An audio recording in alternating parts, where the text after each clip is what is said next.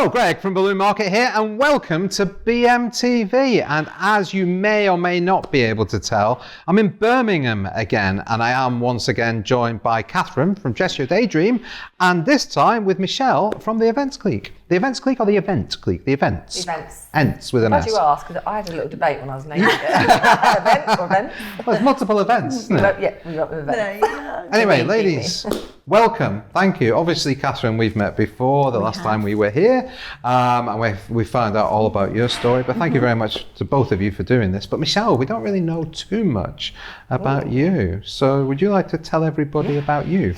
Yes, so I'm Michelle and I have the Events Clique, which is, I would call like business support for event stylists. And my background is actually corporate. It's HR, training, coaching and mentoring. I then had I do still have an event styling business. So I kind of came to a place where I was always talking to my peers, and when they'd had struggles, I found myself saying, would you maybe do this, or could you implement this? Because I'd been through struggles in my business. And I was actually like, do you know what? There's a perfect opportunity here to bring my passion for events, passion for developing people and making money all together. Hence the Events Clique was born. Yeah. I love the fact you've just said making money. So you're not shy about saying you're making money. No. That's what we're all here to do in business. Yeah, so, absolutely. And you two have got together and we've talked, we put something out a while ago about a podcast. So we've got your podcast now that's doing very well. So I think it's great, and I think you should get as much mileage off the fact it reached number 2 on the charts for as long as you possibly can, and beat Gary Vaynerchuk. Don't worry about not beating Stephen Bartlett, but you beat Gary Vaynerchuk. So Screenshot will stay in my mind. that was absolutely amazing. So you're doing the podcast together. We can talk a little bit more about that, but obviously we talked about it last time. But you work together on the podcast. Yes. What do you both bring to that relationship? Do you want me to answer That's a this? really good question. I think I can answer this well. Go for it. I think Michelle is a fountain of knowledge to the point where I'm listening to Michelle speak and I'm like, wow, like this is amazing. like it's the knowledge and just the way that you bring the knowledge across, so it's easy to digest and also realistic. Yeah. I think that's your card. That's what you bring. It's just that lovely, warm. It's okay if you want to have a successful business. It's not a bad thing to say you want to make money. You can do that. Yeah. And I think that's what you bring to the table. Thank you. Okay. That's very, very kind. And I love working with Katherine. One thing, I love her energy. Like, I'm a people person, so I just love Katherine's energy. I love her passion. I love her empathy. I love her generosity. I love the fact that she's very driven.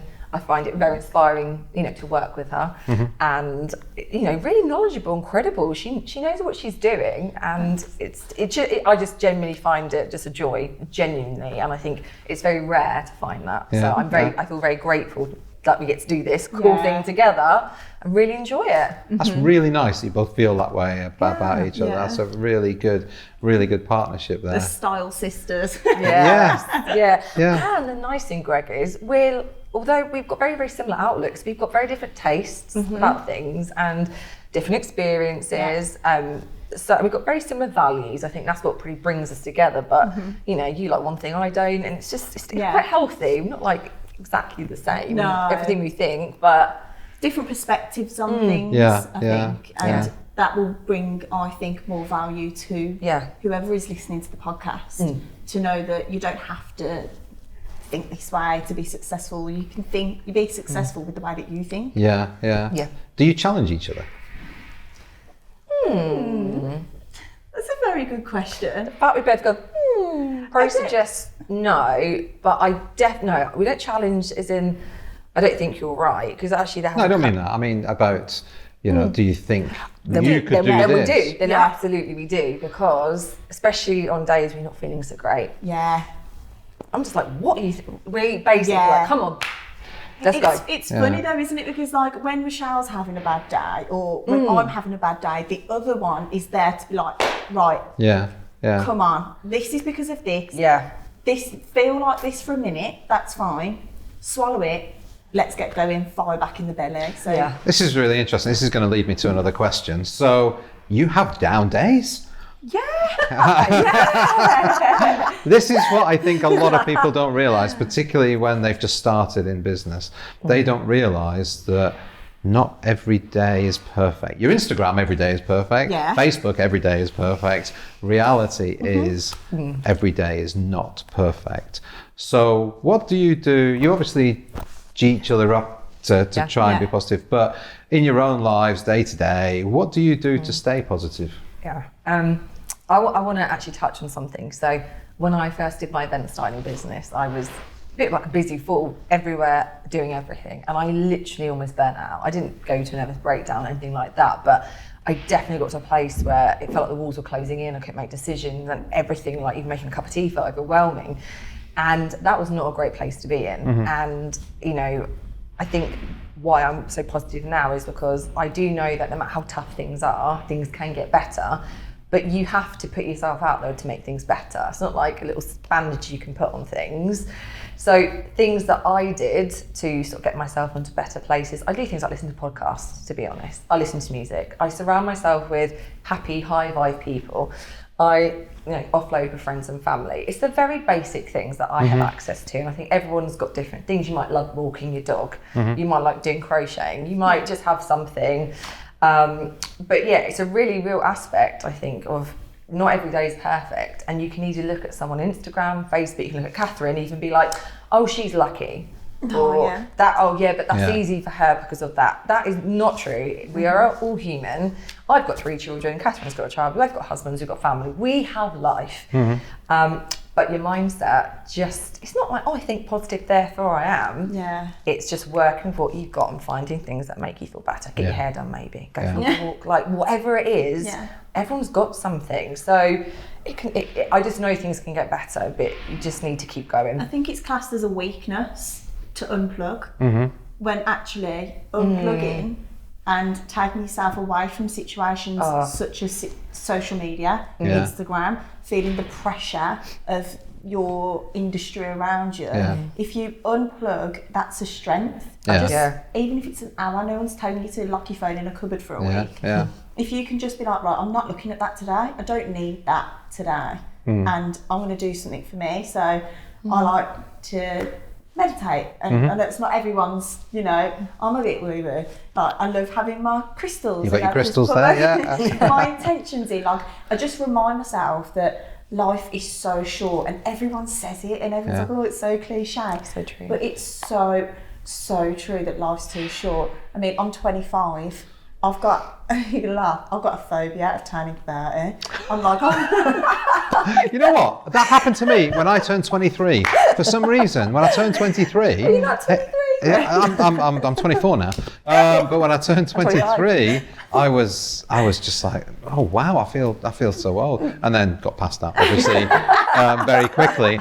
But yeah, what's going to happen at 30? Well, my whole point is... You'll probably be retired by then. It goes so quick.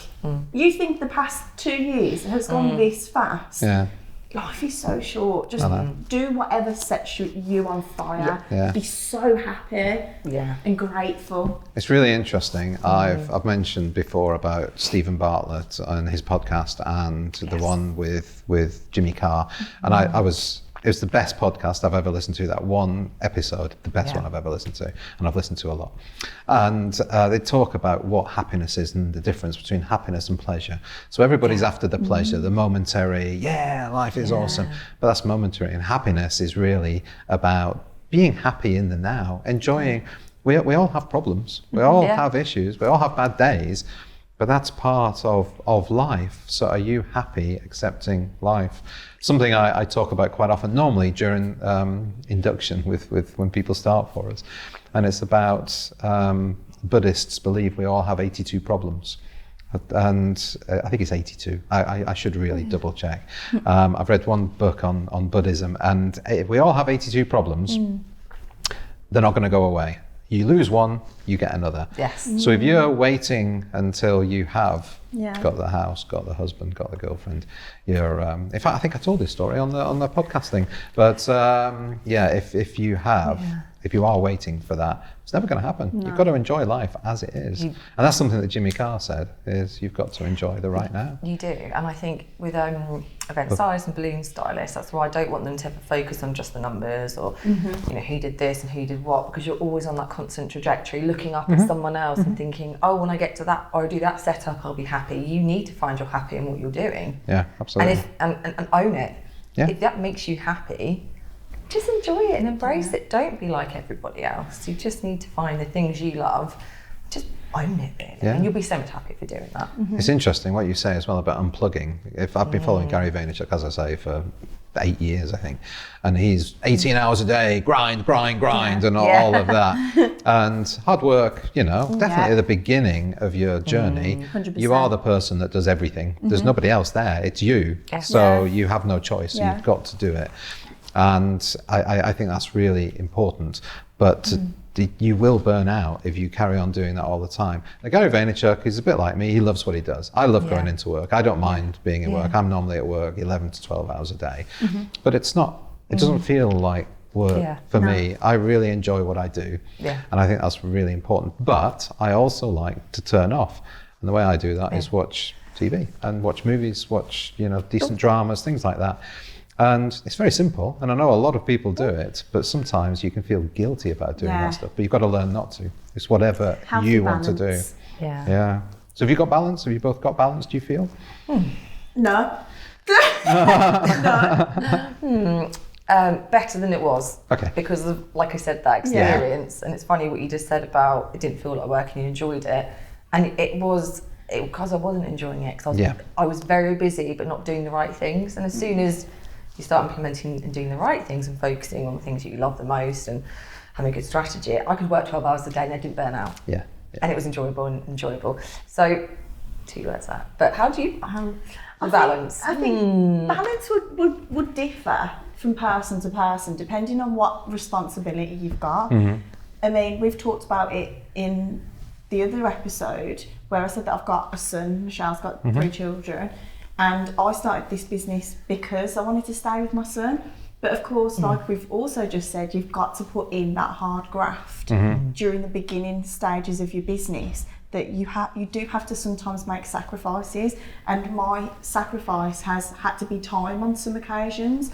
But the thing that makes me not eat myself up about it is the fact that Freddie will one day grow up, maybe watch this episode and be like, do you know what? I can do anything I want to do and I can achieve anything I want to achieve if I just work hard and put my mind to it. So that's kind of where I'm trying to find the middle ground. It is, and it changes at different times as well. So it's a constant. You've got to find what's right for you on wherever you are on your journey. So the podcast is, going back to that, is obviously, as you say, for people that are starting in their business and trying to encourage people to take that step, which is the hardest step, I think. Just making that and getting rid of the whole excuse, I will do it when. I will start the business when I've got rid of the mortgage, or whenever I've, when I feel ready. Whatever it might be. There's always, everybody has a reason. But you're trying to encourage people to actually take that step. So what 3 things would you suggest that people that are considering getting into the industry should be doing right now? They're not in it yet, they're thinking of getting into it. What are the 3 things they should be doing right now? So I'll take number 1, you can take number 2. So the first thing I would really encourage people, and it's probably nothing to expect, I think you need to know why you want to do it. Okay, because when the tough gets going, the going gets tough. And having a why, like Katherine's got a why, I have a why, it's that why that will stop you on a bad day from quitting. You need to really think, what is, dream your life. What is it you want from your life? You need to figure that out. That sounds very deep, but honestly, if actually you're sitting there going, well, I want to do balloons because it looks fun and this and that. Okay, but do you really want to do it? And no, maybe you won't know until you try. But actually, ask yourself that question. What is it I really want to do? What does my heart tell me? And go with it. If that then tells you you want to do crocheting, go do it. But I honestly believe, figure out why you want to do something. Have your reason, find your why, and then everything kind of Number 2. But you both know your whys before we go there? Yeah. What is it? Mine, absolutely. I did not want to have to miss sports day, to have to always ask permission to go and pick my kids up from school. I knew I needed a flexible job that I could work around my children. Okay. And corporate job has always been amazing for me, but I was always aware that I was on someone else's time. I wanted flexibility and freedom. I know I can't just pop off to the Maldives every weekend, but they drive me and I do everything for them. And it just so happens I get to do something I love doing the process. Yeah. So absolutely, it's that. That's perfect. Yeah. So I'm sure there's a lot of people that are after that balance. So that's a great why. Exactly the same. Yeah. My baby is my life. But on top of that, I've always been a very goal-driven person, and I feel every time I've been employed, I've always had that stagnant. I feel like I'm going in a downward spiral because I'm not working towards anything. I'm just in the plod. I'm going to work, just doing my job and then going home, and it's not fulfilling me. So I've made like a self-declaration that everything that I do from that day forward will be for Freddie and will be for happiness, and that is my reason why. Yeah. Oh, fantastic. I like that one. Jimmy Carr said something similar on the podcast. Oh, really? And it's the whole just know why you're doing things, and it's great. It's fantastic. I was going to say something else. I've completely forgotten what it was. Anyway, it'll come back to me. Something else that Jimmy Carr's inspiring me now. That episode's number 1 at the moment. Is it? Yeah. I can see why. Had a little flick earlier. It is. It is fantastic. It's a really good episode. Give it a listen. Okay, number 2. What's the second thing? So the second thing is to really know what it is you want. So don't be the jack of all trades, be the master of one. Don't go in like I did, organs blazing. Okay, right, I offer helium, number stacks, organic designs, this, and this. It doesn't work. You spread yourself too thin. You're never going to specialise in a particular subject. So if I was you, I would just pick the one thing that you like. Don't get me wrong, you can evolve later on, but specialise in it and get your skill down to a T, because skill and technique is everything. This is really good because this relates again to Jimmy Carr and Stephen Bartlett, but they're saying don't focus on the getting better at the stuff you're bad at. Focus on what you're really good at, and then just get even better at that and really nail it. And just focus really. And it just makes so much sense. Gary Vaynerchuk's always said exactly the same. I remembered the other thing that Jimmy Carr said, and he said he went to school and then he went to college because that's what everybody did, and it's like, what do I do next? Go to uni. Okay, I'll go to uni. So he went to uni. What do I do now? Get a job. Okay, I'll get a job. So he got a job as marketing executive at Shell, and it was the easy option. It was just It's expected as well. Yeah, and then he just had this, and that's the other thing they talk about is doing things. Gary Vaynerchuk's always talking about this, doing things for other people. Your parents want you to go to medical school and all of that. I've got another story I can tell you about that, but. Yeah, it was really, really poignant that he thought, okay, I want to do what I want to do now. And he wanted to be a comedian. And he did 300 gigs a year for 5 years. Wow. So, and people say, oh, he's just lucky, he's just funny. He created that look, you know. You create it. Yeah. It's fantastic. Okay, so that's number 2. Number 3. Then number 3. Number 3. This is probably the one that no one gets excited about, but I'm all about do your numbers. Do your numbers. Like get a spreadsheet out. How much is something going to cost you? How much are you going to sell it for? And really know your numbers. Because people say, I'm not making money. And I'm like, well, what are you doing? If you're not getting that balance right, why are you doing it? You're trading your precious time on earth away from your friends and family. Because to be honest, the events industry is pretty much predominantly at the weekends, although you prep in the week. Get to know your numbers. So figure out how much you want to earn, or how much sometimes you need to earn. How much of something you're going to need to sell, and how much profit you're going to make. And then, of course, got big ambitions to earn £1 million a month, figure it out. But you need to know your numbers. And I don't think, I know I didn't. I was like, I'm just going to have an Instagram page. Yeah. And, look good. Yeah.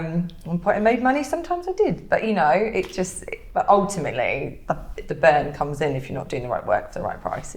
What's the point? I remember when we first set the business up, and it was a balloon in a box business, and I was still working, so going into London sometimes. And I remember on the train, scrap of paper. I didn't have my spreadsheet out, just scrap of paper. Okay, if we sell 10. Okay, if we sell 100. Oh my gosh! The amount of times I've come off a Zoom and she's like, wait there, Katherine, wait there. let me just get my calculator out. We need to do this. And I'm like, I failed math. But then you do get two actually. But you get really excited about it because it's like, okay, this is the opportunity, and then you go for it, and okay, you might not hit 100 or 1,000 or whatever it is, and then you realise, okay, yeah, if we do that and we've made this profit, but then you do have to consider the whole. Actually, I didn't think about what I was going to have to pay the website company. Oh, I didn't think about buying the extra stock and the boxes. We had to buy more. Oh, yeah, and then you've got you're doing your numbers. I mean, we've got our tool on the website that is the pricing tool, and that even after when we filmed it, I think it was 12 years I've been in business, and when Mark and Qualitex talked it through to me, I still struggled to understand the whole thing. And then when I did understand it, that's why I put it into a spreadsheet, because it just made sense to me. And by doing that exercise, it helped me. So, but doing the numbers is very important. I think a lot of people do just like, as you say, balloons. Let's do balloons. It is, and it's interesting because I actually did a balloon course years and years ago, and it wasn't organics, but it was latex. And the lady said, right, do a pricing sheet, and we were to write down like the latex balloon and the ribbon, and the ribbon came down to like 3p, and then something else was like 4p. You know, like these are tiny little things. And I was thinking, I can't bother. I was writing 10p down. And she's like, no, because that number matters. Because if you times that by 500, and I was like, yep, that's it. You know, and it's like that's the little. It is absolutely you true. tweak. You know, people even tweak their prices by like £1 or £2, and they put their costs down by a couple of pounds. I mean, you're suddenly, you know, pennies, pounds, £100. It makes a difference. Yeah. So I could talk all day about that. It's like those things when manufacturers put their prices up to us, and so we have to put our prices up. Well, if people are like, oh, I'll absorb it, I can't be bothered changing my prices, I've got my price lists printed. It might only be an extra, say you're doing a big job, it might cost you an extra £20, but that's £20. Yeah. What if you get lazy the next year and it's like £30, and then before you know it, you're not making the money, and then you review your prices and your customers say, well, why is it such a hike now? And I've seen that happen to people. It's really interesting. Oh, this is fantastic. Okay, so we've talked about the three. So there are 3 tips to get go on and on for that. No, I'm going to go the opposite way now. What are the 3 things that people should definitely not do? Ooh, I like this question. So, okay, this is from personal experience. Okay, mistakes. Okay. And that was saying yes to every job. I was literally going to say that. With the mindset of, well, I can put it on my page, or I can make a bit of money, and I actually do not like doing it. And don't do it. Don't do it. If you don't want to do it, don't do it. But 3 balloon bouquets are so easy. But people hate them. People hate doing them. Everybody I talk to, I do them, but just don't do it. Why? So, linked with that is like saying no is the new yes for multiple reasons. If you own your own business, in all fairness, okay, there's jobs you're not going to like as much, but if you're really trying to have happiness in your business, you need to, from the get-go, start building those boundaries and stop doing the things you didn't go into your own business, take your own business to do all the stuff you don't really, really want to do. You might as well go and get a job somewhere else and get dictated to. Sorry, that was...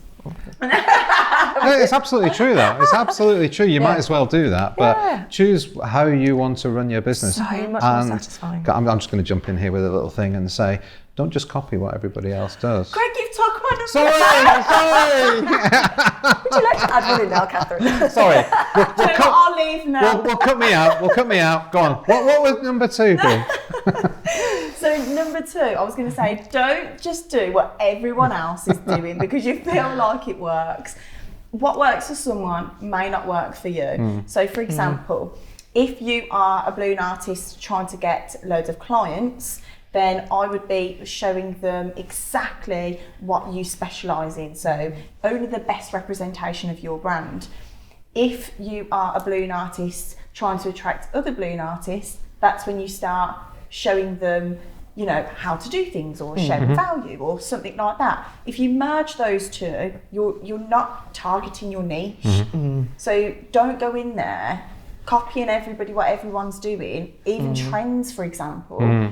Thinking that trend worked for them, so then I'm going to go and buy a bell tent, or I'm going to go and buy a sleepover set, because that's what they want to do. Always just focus on what you want to do. That's very good. I think that also goes for social media as well. I see things on, we did TikTok. It was pre-COVID. We did it for about a year. It did okay, and I'm sure we'll get back to it soon. But I didn't want to do any of the TikTok dances. I enjoyed watching them. It was fun. But we just did original content. Nobody had ever done anything like it. And then within a couple of months, I think it got up to 24,000 people following us. Wow. And the best one we've had has got 2.5 million views, I think. Oh my gosh. So, but it was all original. I wasn't doing anything. I was using some of the music and stuff. Yeah. And I think it happened because it was regular and it was original. So, and I think doing the same thing, but you do see the same things on Instagram, and people, as soon as you do something, unless you make it really big and something that's difficult to do, people will always try and copy whatever it is you do. It's just about being authentic, because if you are being truly authentic, don't get me wrong, you will always inspire other people to do things, but if you're authentic, you will just continue to evolve and develop your style. Now I'm going on a bit of a tangent here, but it's true. Just avoid going down the path of this is what they're doing, so this is what I need to do in order to be successful. And everybody always thinks, well, they're doing this, they must be doing it well, so I'll copy it. Yeah. So we've had people copy things that we sell and start selling themselves. They've no idea if they sell well for us or not. Yeah, so that's so it's, give it a go. I mean, we didn't when we started, it was just like take a risk, but we didn't copy everybody else. That's what I'm saying. Okay, so that's 2 things you should not do. The third thing, who's going to take the third thing? I want to do my third thing, not to do and stuff. This is quite a big one, and I know it goes back to our values, but it's do not see people as your competition. Like, they're your peers. You're in the industry, be a professional, okay? Be kind, be helpful. Personally speaking, I'm like Katherine, we wouldn't be here right now if we weren't open-minded and generous and want to share and collaborate. And where I live locally, there's other artists that I've helped out on COVID, like sharing stock, props, passing on work. There's so much to be gained from your community, and not seeing everyone as, oh, she's taken my booking. Yes, it's gonna happen. Yeah. It's called freedom of choice. Yeah. And yes, sometimes it does sting, and yes, sometimes it can be annoying. I get it, but all things being equal, just see them as your peers. Everyone's got different strengths. You don't know what they're going through. You don't know what their business model's looking like. You don't know if they're even making money. So actually, focus on you. But it is really important, I think, to have build those relationships. Really, really important. I'd focus on that over some things, to be honest. Yeah. Try not to take it personally. Okay, fantastic. Now, you mentioned values there. Yes. Have you written down your values? We speak about them a lot. Yeah, we funny enough, actually, Greg, we were actually the other day, we haven't really even nailed even our branding yet, because we're still starting to work together, and it's a bit of a journey we're on. But I know empowerment, is that a value? I don't know if it's a value, or belief, or ethos. And be quite transparent. Yeah. That's definitely a good value of ours. Yeah. But we're still kind of working on them, aren't we, really? We don't have them written down yet. It is an interesting exercise. We did it 10 years ago with our business coach, and they said, okay, write down your values. I mean, it was the hardest thing. It's hard. It's deep. But it is deep, and you start to think about, if somebody says on a personal level, what are your values? How do you live your life? What rules do you live your life to? Which is what values are effectively.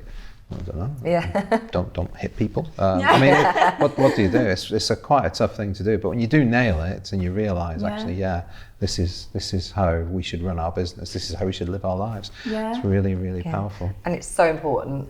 As consumers are going just that bit deeper now, aren't they? I think we're looking, especially after what we've been through, it's, people like nice shiny things, but they like to know the story, they like to know who you stand for, what you stand for. And companies that do fall short of those things, rightly or wrongly, they do get pulled up for it, and sometimes shamed in the press and social media. But people are savvy now. They like to see what's behind you. We're only ever selling person to person. Yeah. I think the marketing world overcomplicated it at certain points, but we are just selling people to people. But what the marketing world of the past was, it was like, here's your business. Your business is this. But we want everybody to see this nice, shiny thing. Yes. And then that's what people thought. It's like, you don't reveal yourself. You don't reveal the secrets. You don't reveal behind the scenes. No. You don't do that. And the world has changed. Yeah. And I love the authenticity. I love, it's just so easy to be yourself, isn't it? Yes. So much easier. Yeah. It is easy to be yourself, but it's also a little bit, what's the word? Almost like revealing as well, because suddenly... I don't know, like we're on the internet, and like there's people that you used to know, and and you do get this judgment of like, are people going to judge me? I'll give you the prime example of that. Honestly, I started YouTube, right? And when I told even friends or people that just, you know, went to school with or something. When I put my first video up on YouTube, I felt sick to my stomach. I was sat on the sofa like this. I was like, delete it, quick. No one's going to see it, delete it. And Jill was like, no, it's up there now. So it's up there, just go with it. And I was like, fine. Everyone was like, oh, what's she trying to do? Vlogs? Are you going to do like, oh, come shopping with me? And all. But no, that's not the aim. So it's more about exposing your vision to the rest of the world, which is scary. But and also, do you think sometimes, as a consumer, if you can sort of see behind a brand and get to know them and like them, or one that's completely soulless and faceless, it depends what you're buying. You know, a sponge is a sponge. I don't know, but people, if they buy into you, they're going to want to buy from you. There's brands that I buy from because I like what they do, who they stand for, how they show up. I want to be part of that. It's aspirational. I'm like, I like that vibe. Yeah. So I think people, needs to, it's but important. It can be scary. Yeah, it is. So some people may not feel confident to go on a story, for example. I certainly didn't. I literally was my worst nightmare.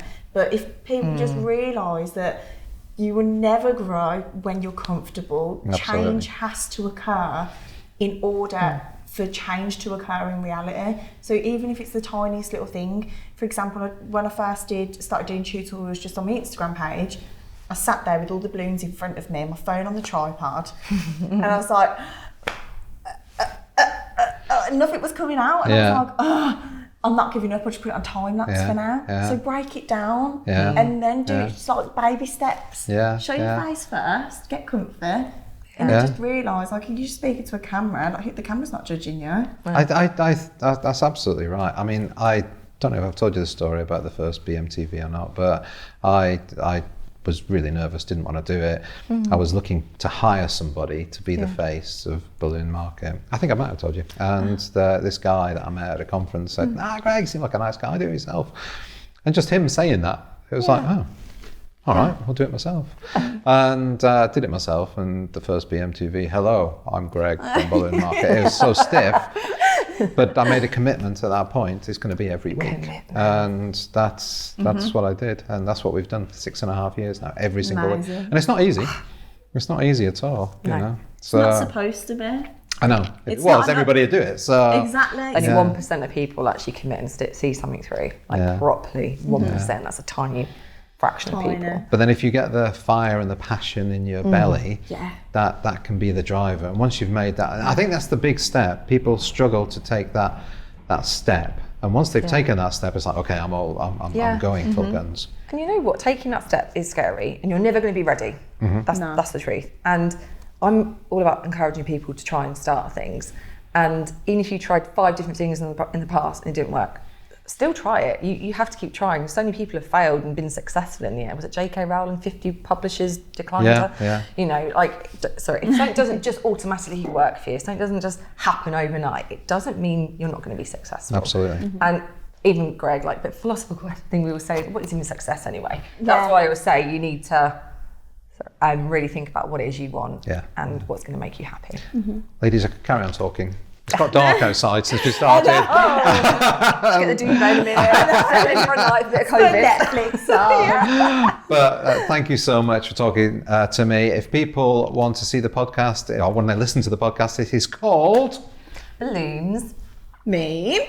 Business. Nicely done. Nicely done. It's in the usual places. It's in Spotify, Apple, and what's the other place? Stitcher, Google. So all of those. So thank you so much. Now, as guests on BMTV, you get to ask the BMTV Nation the question of the week. Do you have a question of the week prepared? Question of the week. So my question, Greg, for the Blue Market viewers is, what is your favourite podcast? Okay, that's a good one. What is your favourite podcast? Please leave your comments down below on Facebook and on YouTube. Ladies, once again, thank you so much. It's been a pleasure talking to you. Thanks, Greg. And thank you, everybody out there, for watching. Thank you for subscribing. If you've not, please do hit that subscribe button and hit the little bell icon, and you'll be notified every time we upload a new show. And check us out on Instagram as well. Stay safe, stay happy. See you next time. Bye.